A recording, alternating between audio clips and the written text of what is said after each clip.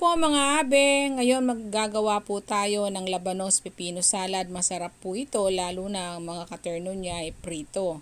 Ang ating carrots ay nakahiwa na po ng pahaba, ganun din po ang ating labanos.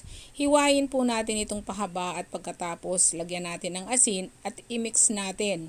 Hayaan natin ito ng mga 15 minutes, pagkatapos po pwede na natin itong banlawan maigi para hindi po maalat. Pagkatapos ang ating kamatis, hiwain din natin ng pahaba. Ganun din po ang ating sibuyas. Ang ating pipino po, hindi natin napakita pero hiwain din po ito na pahaba. Pagkatapos, alisin po natin ang buto nito kasi nagtutubig po ito para maiwasan nating magtubig ang ating salad.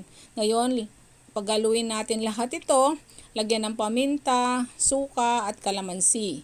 At ako naglagay po ako ng konting ginisa mix dito. Nasa inyo po kung anong ilalagay